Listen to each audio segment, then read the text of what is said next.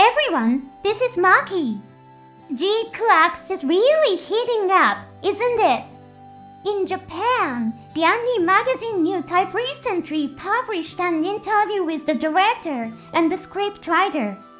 Today I'd like to share with you some of the highlights from that interview. Many of their comments are quite abstract, probably to avoid spoiling the story. Still, you might be able to pick up a few hints about what's coming next. Let me make a quick announcement.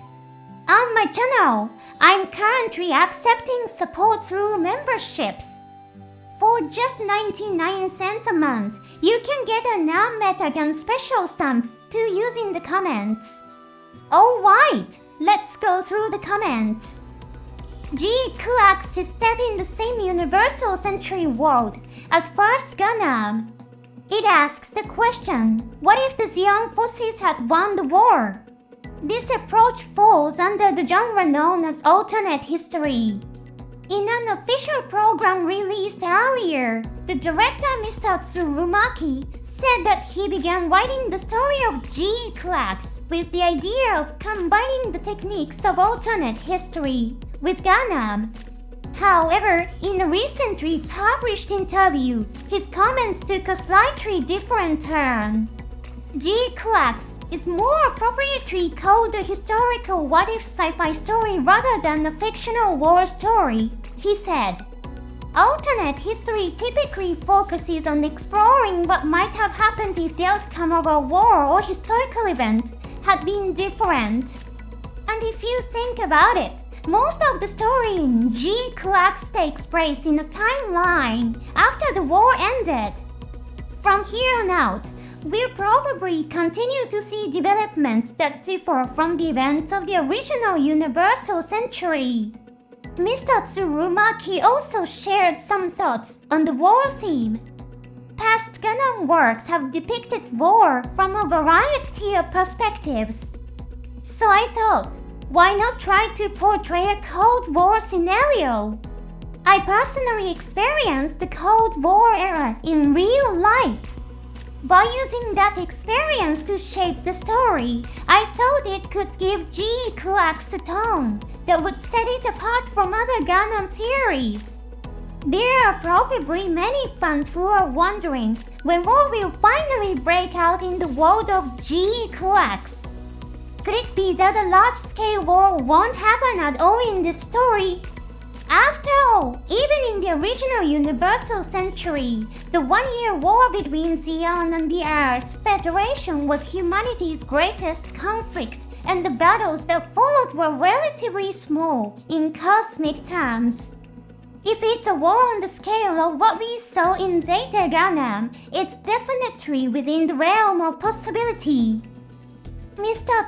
Maki also spoke about the sense of confinement that Amate feels. I was born in the countryside of Japan. There were vast fields in front of me, and the horizon seemed endless. I lived in an incredibly open space. And yet somehow, I felt trapped. It was like being locked in a familiar, narrow miniature garden. The same feeling exists in Amate's heart. Amate doesn't hate the colony just because it's small. She thinks the world should be bigger, more free. She's frustrated by the lack of freedom to go where she wants when she wants. That's how she feels. It's a bit abstract, but it may be a key point. Compared to someone like Niran, a refugee, or the people living in the slums, Amate comes from a very fortunate household. You could even say she's living a free life. And yet, Amate feels that her life is cramped and suffocating. Amate's mother really cares about Amate's future. She offers advice with Amate's well-being in mind. But depending on how you interpret it, you could say that Amate's mother is someone who stands in the way of her freedom. The main characters in the Gundam series often face incredibly harsh fates. This is just my personal speculation, but I have a feeling that Amate's mother might be in danger. This is a bit of a tangent, but the voice actress who plays Amate's mother is Miss Kugimi Yao. Miss Kugimi Yao also voiced Nene Trinity in Gundam 00. Nene has a history of attacking innocent people's weddings with Gundam for the frivolous reason that she just felt annoyed. Will Amate end up seeking the kind of reckless freedom that Nene once pursued? Let's take a closer look at more of Mr. Tsurumaki's comments. When Amate feels that the gravity of the colony isn't real, there are many themes embedded in that feeling. Is the red Gundam real? Are the new types and their abilities real? Is the world of GQuuuuuuX itself real?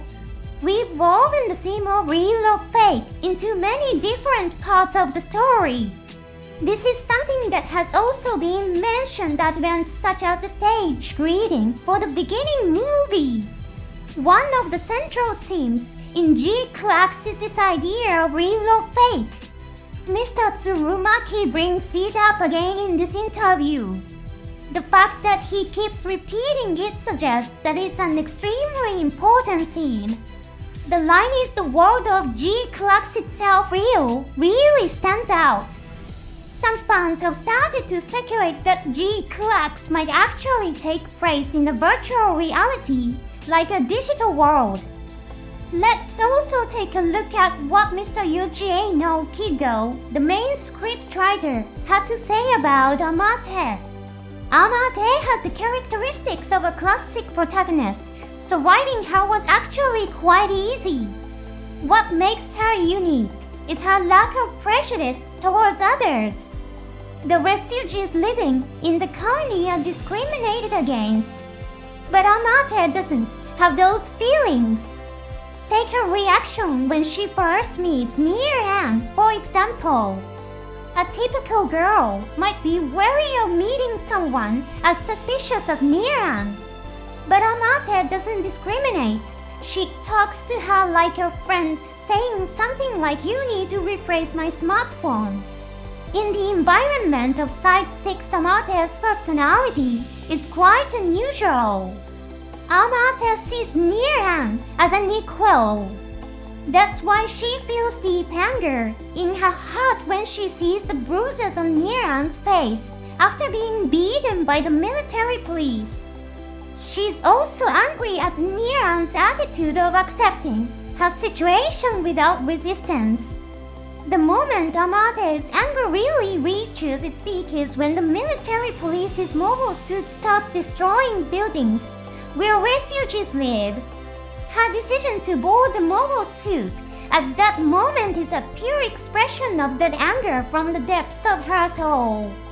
It's similar to how in the first episode of First Gundam, Admiral Ray becomes angry after seeing a childhood friend mourn the deaths of refugees and her parents. Amate has a strong sense of justice in her heart. And this sense of justice is probably closely related to her new type abilities. The story of GQuuuuuuX will be an intense roller coaster ride, so stay tuned! Amate, Niran, Shaoma, Boshuji, Ixabi. Each of these characters will go places you never imagined. We hope every viewer watches with a strong sense of determination. The comments were a bit abstract, but definitely fascinating. I was a little surprised to learn that Amate has such a strong sense of justice deep inside her. She made a strong impression as someone who wants freedom and will fight anything that tries to hold her back. It seems that Amate's sense of justice will become a key element in the story as it progresses. And it seems that this sense of justice may be related to the new type abilities. In episode 5, Niran's anger activated the Omega Psychonew system. Given that she was persecuted as a refugee, her aggressive response to those who would harm her could also be interpreted as a form of justice. So what kind of justice is Shuji hiding in his heart?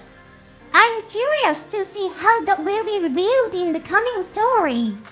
Were there any parts that stood out for you? Personally, I was really intrigued by Mr. Tsurumaki's line, "Is the red gunner real?"